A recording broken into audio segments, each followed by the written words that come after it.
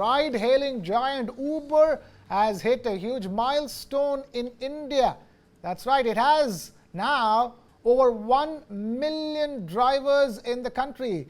It was announced by Uber CEO Dara Khosrowshahi during the earnings call for the March quarter. Following the announcement, India has joined the ranks of the US and Brazil as the third country to achieve this milestone of over 1 million Uber drivers. Now, the quarter ending March 31st saw Uber have a notable 15% increase in global revenues compared to the previous year, soaring to over $10 billion, fueled by both its mobility and delivery services.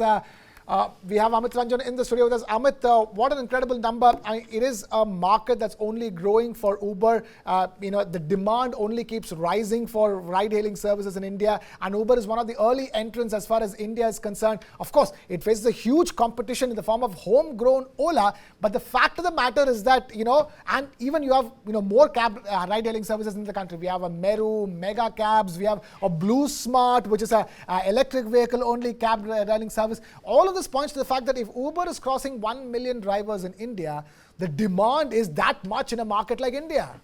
The new markets penetration, according to the same report that I've come out with, is 17%. Is the growth in new market penetration is 17%. So that is how much penetration they're having in India. In a country like India, where they know there are lower income groups also, they're even competing not just with Ola, they're even competing with a Rapido, which is on two-wheelers. Right. So Uber is competing there also. They are not shy of diluting a brand that they're only premium. And they are competing with the Blue, which is coming out with premium taxis. So they are going whole hog in every segment, and no wonder it's a 17% growth penetration in emerging markets. And that just points to the fact that there is still more penetration left. There is still more work to be done in a market like India. There is still more room for more players. Once upon a time, all we knew was a Meru cab.